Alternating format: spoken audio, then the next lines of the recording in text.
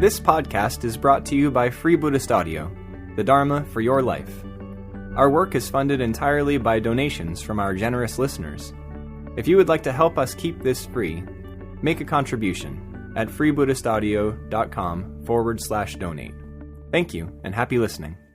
I've provisionally called this talk something like Dharma Practice in a Time of Climate Crisis, Where to from here? And, I don't know how many people have heard the news today to do with the Adani coal mine, but the groundwater plan was approved by the Queensland government. So that's the last regulatory hurdle standing in the way of that very large coal mine. So where to from here is very much on my mind at the moment, because I work as a climate change activist for a multi-faith climate organisation called the Australian Religious Response to Climate Change. The image that comes to my mind is that of maybe a small town. Imagine a small town sometime long time ago, with a very, very slow spreading fire that actually threatens every single building in the town. Doesn't threaten it straight away, but everyone knows the fire is spreading. And in that town, there's a community of Buddhist monks, let's say. They've been working on setting up a monastery and teaching people the Dharma. How do they respond? The climate crisis is actually quite literally heating up. Every day we get a sort of scary new report, it seems. So my question is, how can we as aspiring or practicing Buddhists best respond? It's probably worth spending a minute or so just kind of recapping the current situation. There was a big report that came out from the UN last year that said by the year 2030 we need to have made some very major changes, or really there's going to be some very serious consequences. That's the short version. Scientists and even military people are now talking in terms of the risk of the collapse of civilization. I think that's probably enough information on that. We're talking, large parts of the world potentially becoming uninhabitable, and perhaps hundreds of millions or even billions of refugees, and everything that follows from that: disease, fire, flood, drought, etc. And so what's needed is a really rapid transformation. And in broad terms, even the UN's body, the Intergovernmental Panel on Climate Change, they say we need to halve worldwide emissions from coal, oil and gas by the year 2030. And they're usually slightly conservative, actually, the IPCC. So it's probably more than that. And here in Australia, we're the world's biggest coal exporter. And coal actually needs to be reduced, according even to the IPCC, by somewhere between 60 and 80% by the year 2030. So, and it's probably more than that. So, it's a tough gig, folks. So, how is this part of practicing the Buddhist path, practicing the Dharma? Because the Buddha's response the Buddha's teaching was a response to the reality of suffering. His response to the reality of suffering, though, was a very particular one. It was the liberation of consciousness from all sense of a sort of fixed me, a sort of free from all greed, from hatred, from ignorance of deep interconnectedness. To put it, there's a lot of ways of describing what his enlightenment experience was. I can't claim to have got there, so I've just put it in sort of simple terms like that.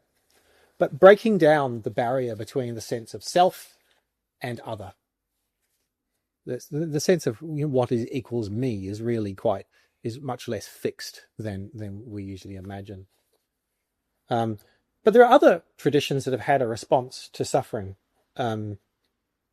You could say that from what I can work out, the Christian tradition is one that says, well, what you need to do is bear the cross of suffering, and love your neighbors in the process and love God in the process.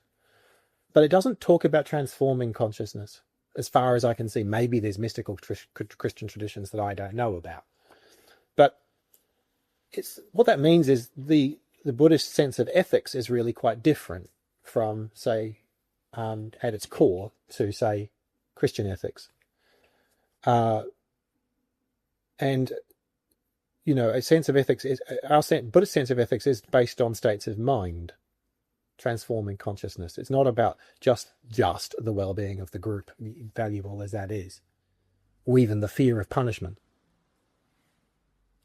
It's probably worth just reading the very first 2 verses of the Dhammapada. I'm not, by the way, trying to present anything new here tonight. This is extremely basic Dhamma. But it is an attempt to sort of work out what that means in the current context. So this is the first 2 verses of the most famous 2 verses of probably the most famous Buddhist text. And it's extremely practical and down to earth. It starts off, experiences are preceded by mind, led by mind, and produced by mind. If one speaks or acts with an impure mind, suffering follows, even as the cartwheel follows the hoof of the ox drawing the cart. Experiences are preceded by mind, led by mind, and produced by mind. If one speaks or acts with a pure mind, happiness follows, like a shadow that never departs. So there's this really strong emphasis on states of mind, purifying states of mind, and saying, well, actually, that is the thing on which it has the strongest determining effect on consequences and happiness, which is a very big statement indeed, if you think about it.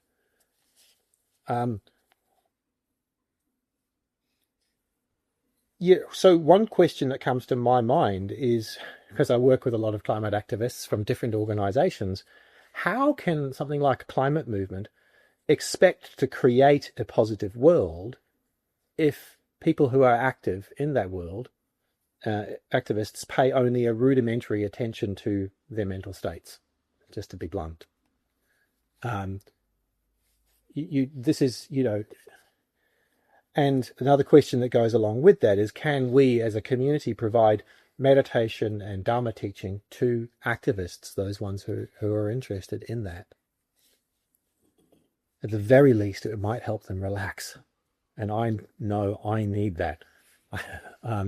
I went to the gym. I joined a gym for the first time a few weeks ago, and they put me on this machine and they measured your body fat. And one of the things they've discovered was that my visceral body fat, which is the fat on your organs, was slightly higher than average, or than it should be. And that's stress-induced. That's not what you eat. And I thought, gosh, 20 years of Dharma practice, but ain't no match for working as a climate activist just yet.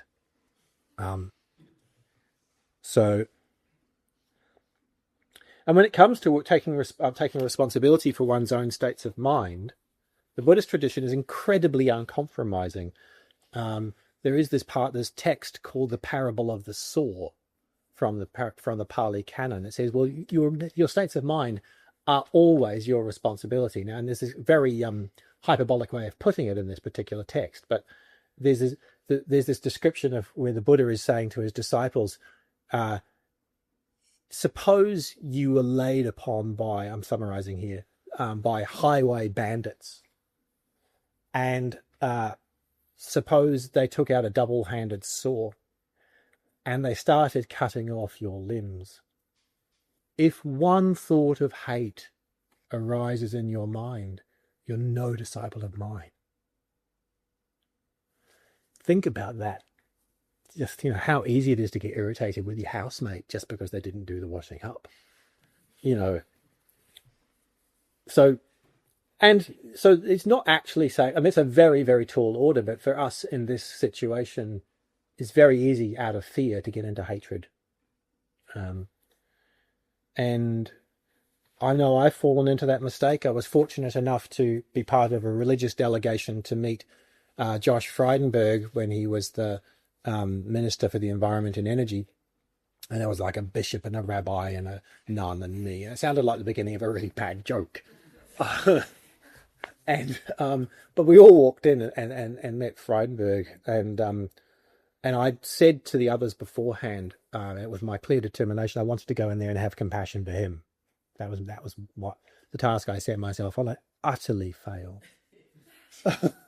It didn't take very long at all before I was really quite angry. And so, I know how hard that ask actually is. But let's be clear about what positive states of mind actually mean in the Buddhist tradition. It's not about just feeling nice. So there's a distinction between what's called Vedana, which is kind of feeling tone, which is relatively a passive thing. So like, oh yeah, I feel good, I feel bad. And Cetana, which means directionality of mind or will, what you're doing with your mind. Yeah. Now that creates consequences, because that determines how you speak and how you act. So that is having a positive Cetana, that is the point in Buddhism.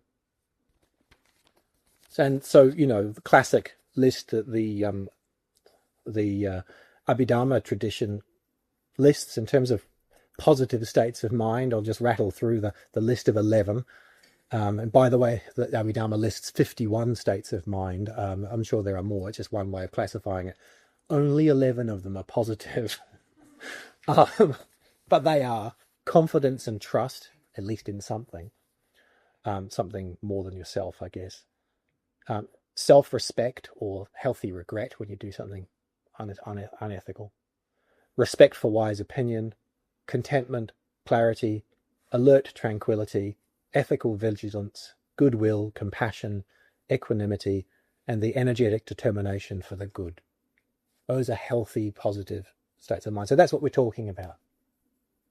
And what I'm suggesting is that we really need a climate movement, and that is informed by a real understanding of how you work with those states of mind. And more to the point, if we as Buddhists are going to get involved in climate action, we need to pay very close attention to those, as well as to the negative states of mind, because it's very easy to get into negative states of mind. It doesn't mean you shouldn't do it, but do get involved in the action, but it does mean it raises a real challenge. Now, our teacher, Sangharakshita Bhante, did actually speak about the need for urgent action under some circumstances, and for Buddhists to get very, very involved indeed in social action under some circumstances. He gave us a talk, I think it was the late 70s, someone else might be able to correct me, called Buddhism, World Peace and Nuclear War. Now, at that stage, of course, people were worried very, very much about the threat of nuclear war, as I think we still should be. And he was saying, actually, Buddhists really need to get heavily involved in doing whatever was necessary to stop that. And let me just quote what he said, one part of that. He said, what's needed is persistent lobbying of members of parliament, by the presentations of petitions, by public meetings, marches and demonstrations, by fasts and solemn vigils, even by love-ins and be-ins, it was the 70s. By these and similar means, the government should be left in no doubt as to what the wishes of the electorate really are. And if it remains unresponsive to those wishes, or not sufficiently responsive, and the situation is one of extreme urgency where every day is precious, then more serious measures should be taken and pressure brought to bear on the government by means of mass civil disobedience along Gandhian lines. So that's putting it pretty clearly, isn't it? Now, he went on to talk, later on in that talk, it's worth pointing out, that he went on to say that actually we need to go beyond something like preventing nuclear war, wherein I think the obvious parallel here, preventing climate catastrophe. He said it would be the greatest shame if all that happened was, if the greatest vision was survival and then going back and watching a really awful television. So, he said you're still left with the basic problem called the human condition. And we still need an answer to that. So there's an awful lot more that he would advocate, that he did advocate. So to come back to the image of the monks in the village and how they respond to the fire. Well, if you think about it, mind and world condition one another, yeah? There's a reason why we don't teach meditation for the first time in the middle of the M8 motorway. It's not very good conditions for teaching meditation, right? We have a nice Buddhist center. We have a tea urn. We have adequate heating, we hope. we have a nice aesthetic space with images of Buddhas and Bodhisattvas on the walls. So that's the world conditioning the mind. It works the other way around. The mind conditions the world. If you act or speak with a pure or impure mind, as we've heard, it has consequences. Yeah. So what Buddhists are trying to do is break down the wall between the mind and the world, see more clearly how they condition one another, and how this idea of a self is really a bit of a myth. So those monks in the village, how would they respond to the fire? Well, how should they if they were? Well, put it this way: what do you think is a more egoistic response? To say, get heavily involved and say, I'm going to go out there and do something and try and put the fire out, or to say, oh, I need to go and practice the Dharma and sit in my Buddhist center, and I'm not going to get involved because that would be a bit worldly. So personally, I think the latter response would be a much more egoistical response. So draw your conclusions for the current context.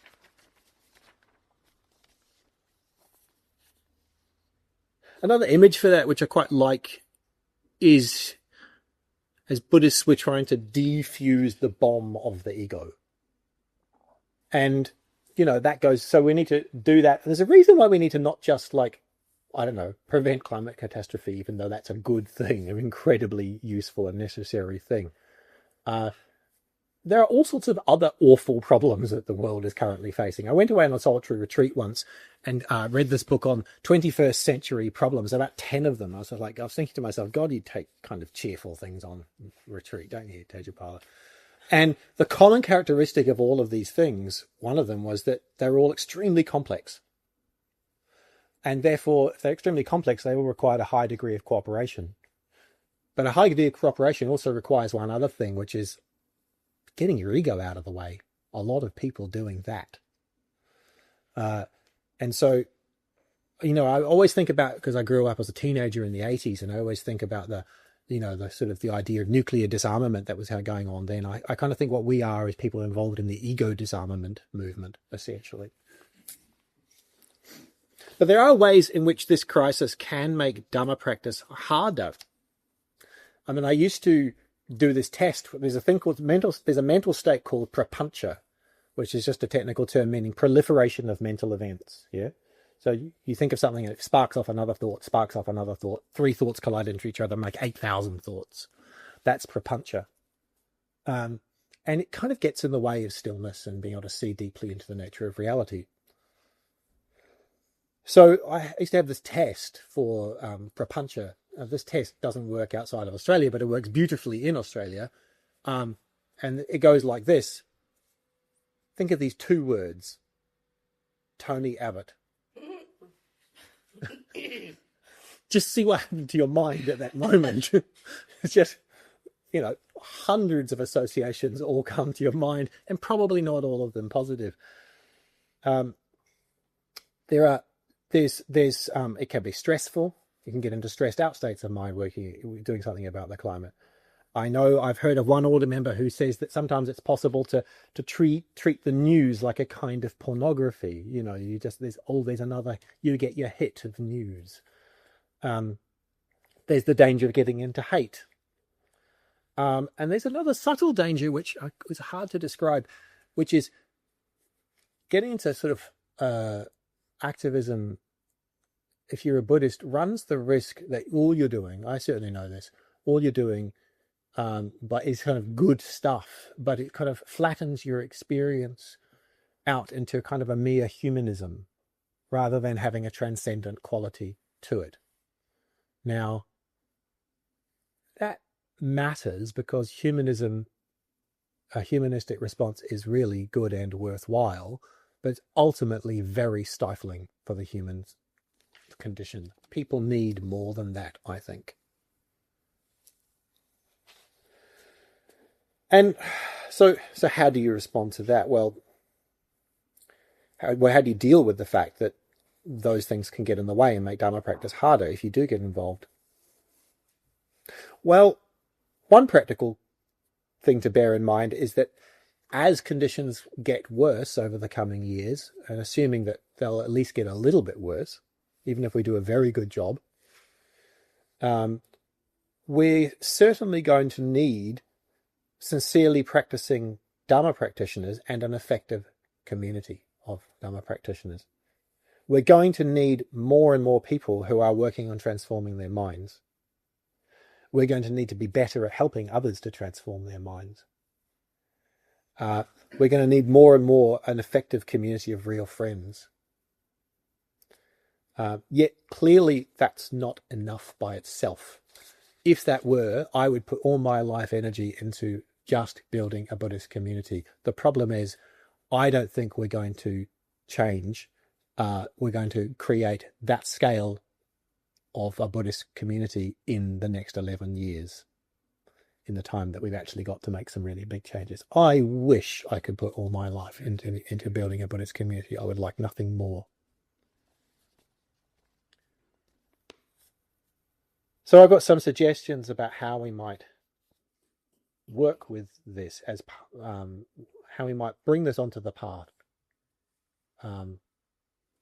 So first of all, I've got some suggestions in terms of mental states, and I've got some suggestions in terms of practical actions, and I hope they're related. So in our community, we tend to talk of a system of practice.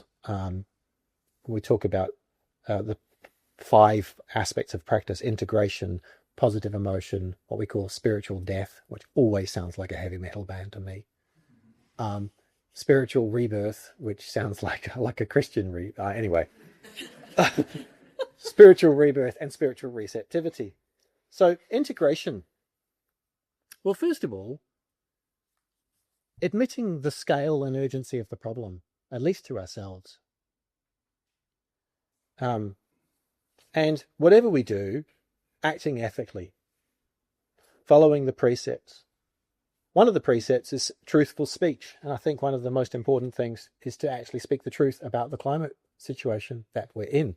This is an emergency, and it's the likes of which the world has never seen before.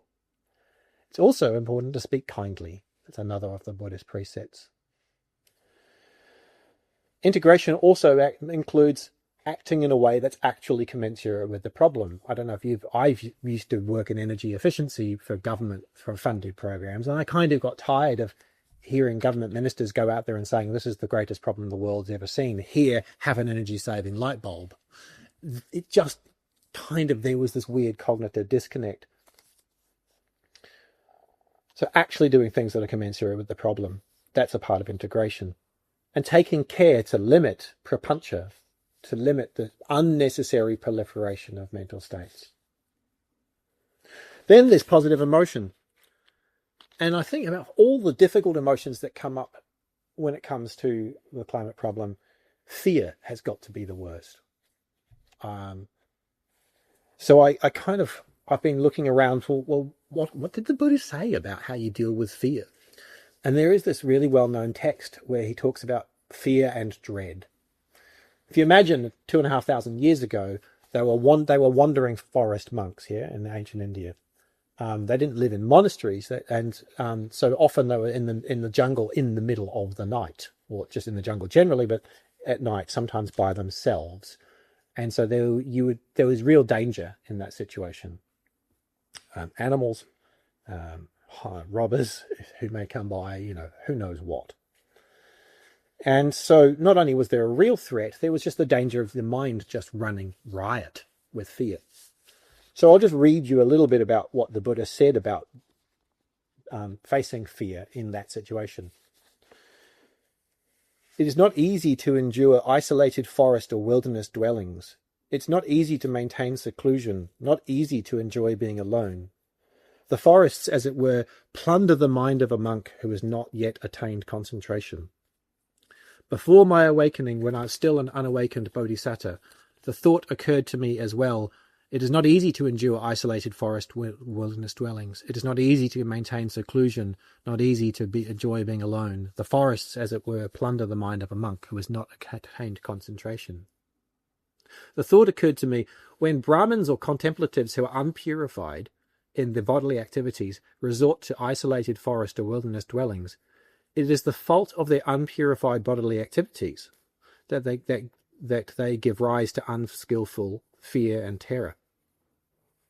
But it is not the case that I am unpurified in my bodily activities when I resort to isolated forest or wilderness dwellings. I am purified in my bodily activities. I am one of those noble ones who are purified in their bodily activities when they resort to isolated forest or wilderness dwellings. Seeing in myself this purity of bodily activities, I feel even more undaunted about staying in the wilderness.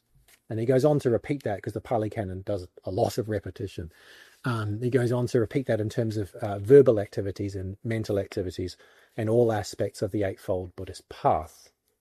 So he's talking about purifying his ethics, purifying his states of mind, and saying that if you acknowledge the feelings of fear, and if you know that you are someone who has for a long time has acted ethically and has purified their mind along by doing so, in itself that won't stop nasty creatures from leaping out of the jungles and eating you, but you will have a kind of emotional and psychic armor because you will feel so grounded in yourself from having acted and like that and for such a long time. So I think one answer to fear in this situation is just to be a lot more ethical. It won't solve the problem, but it will help us keep our feet on the ground. Then there's what's called the Karuna Bhavana. You would be familiar with the Metta Bhavana, the loving kindness meditation. There's actually, some of you may well know this, there are 4 variations of that. The Karuna Bhavana is one of the 4 sub-variations. Karuna simply means compassion. So you're developing not just loving kindness, but compassion, which is what happens when loving kindness meets suffering. So the reason I'm mentioning that is that the opposite of karuna or compassion is said to be cruelty. Yeah, that's called its far enemy. The direct opposite, its enemy of compassion is cruelty. But there's another couple of enemies of compassion. They're called the near enemy. And one of them, they look like compassion, but they're not. And one of them is overwhelmed, horrified anxiety. Now, I can't think of a better description of how I feel sometimes when it comes to the climate problem. And if anyone who really takes in the facts will feel that way, unless they're seriously well developed spiritually. So the idea of the Karuna Bhavana is it moves your mind in the opposite direction. And so the antidote to horrified, overwhelmed anxiety is to cultivate compassion.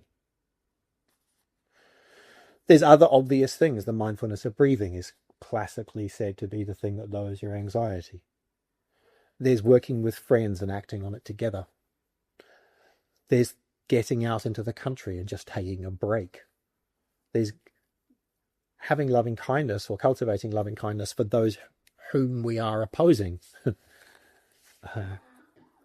Gosh, I mean, the other image that comes to mind as I say that is the other meeting I had, apart from meeting Frydenberg, was a group of us met with the entire executive leadership team of the Adani Corporation in Australia about a year ago. And boy, was that a tough one in terms of keeping some loving kindness going.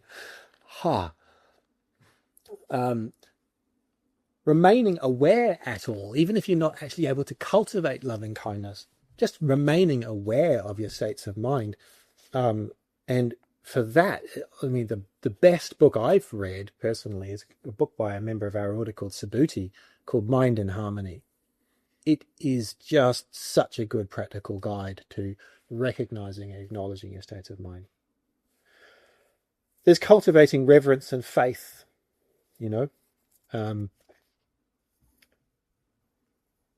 by doing things like pujas, devotional rituals.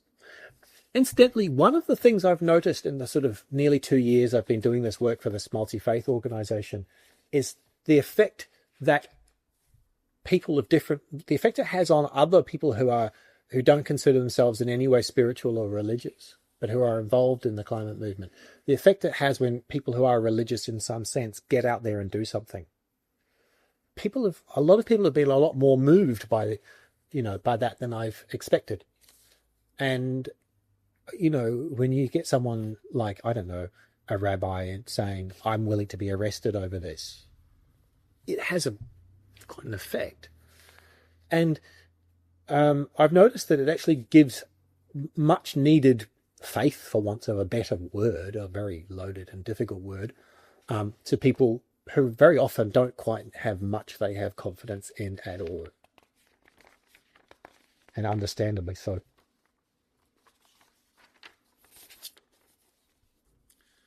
When it comes to spiritual death, there's just time sitting still. It's probably the thing that activists do the least. And there's confession, like just owning up to your own ethical shortcomings. When it comes to spiritual rebirth, well, why not? I mean, we need the arts, and we need artists. That's a pretty good way to motivate, to cultivate that side. There's order members doing what we call our sadhana practice, which is the visualization of a bodhisattva or Buddha, and the mantra associated with that bodhisattva or Buddha, to keep us inspired in everything we're doing, whether it's to do with happening to be responding to the climate situation, because that's the current big problem, or whatever it is we do. There's the image and the myth of what's called the bodhisattva, the being who works for the benefit of all beings, for the liberation of the consciousness, the mind and heart of all beings.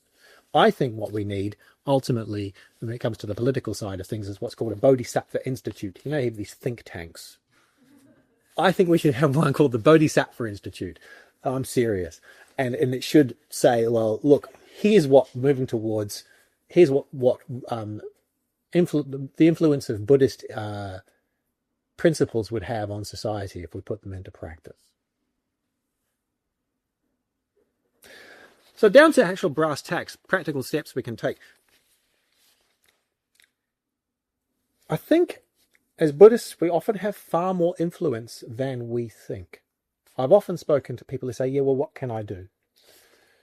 And, well, first of all, as the great American climate leader Bill McKibben said, well, the answer to that is that's the wrong question. The question should be, what can we do together? And when we come together as Buddhists and take a public stand on a moral issue,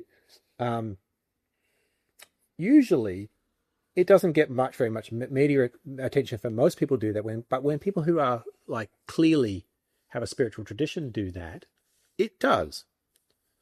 I mean, this obviously applies to those who would be perceived as a religious leader because they've got one of these things around their neck or something like that.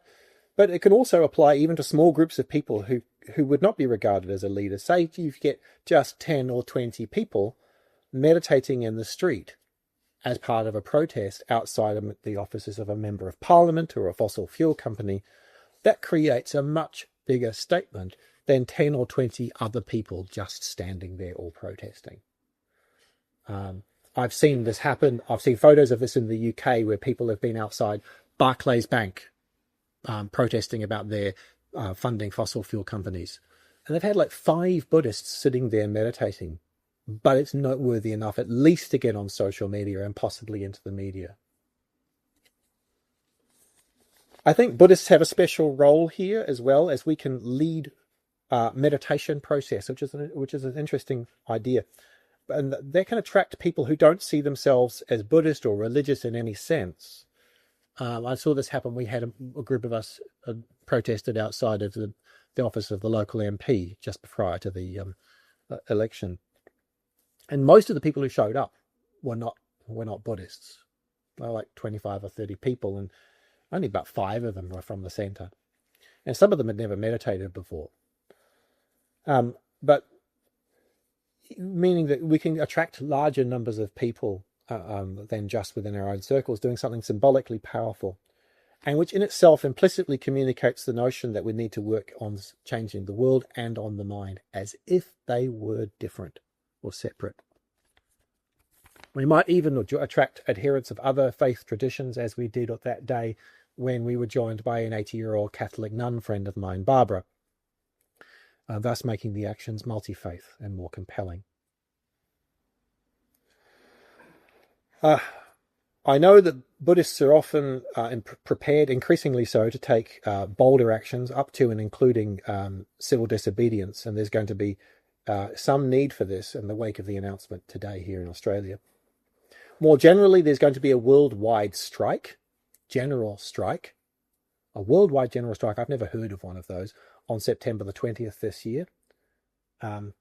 The climate activist Greta Thunberg from Sweden, 16-year-old schoolgirl, she's the one who said we need to do this, and quite a lot of people are joining in. I think there's room for a Buddhist involvement in things like that. Our potential for this kind of action is sometimes limited by the fact that there are only, say, 1 or 2 people at any one Buddhist center who are passionate about this problem, and those people often feel isolated. The key thing is to get those people together to form a group with like-minded people and to start organising. Fortunately, we have such a group here at the Melbourne Buddhist Centre, so please do come and talk to me afterwards.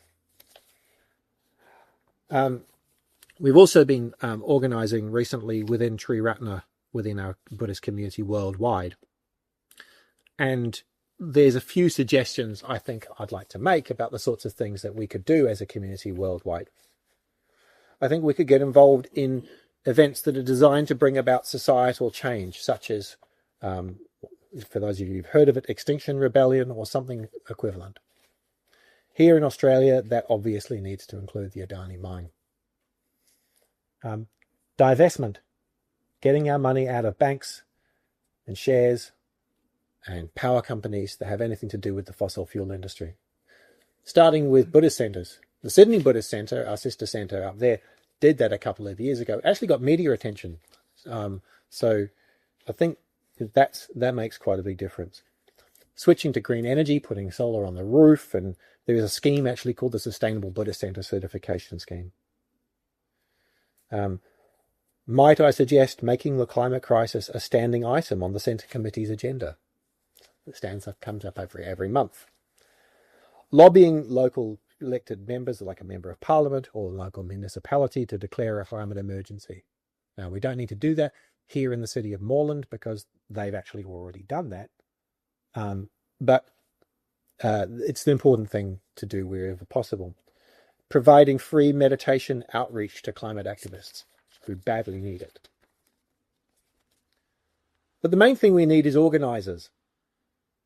I was lucky enough to train in a thing called the Community Organising Fellowship last year. And one sort of 3-word slogan they had, which I don't know if it came from the Bernie Sanders campaign or whether it was before that, was organisers, organise, organisers. The first thing you do is you find other people who are willing to get involved in organising stuff. Ultimately, what I'm hoping we might achieve is something a bit like what we call in our Sangha in India a Dharma revolution. That is to say, a movement of people working together to transform both the mind and the world. So that's it. I'm calling for a Dharma revolution. Sign up. We hope you enjoyed this week's podcast. Please help us keep this free. Make a contribution at freebuddhistaudio.com/donate. And thank you.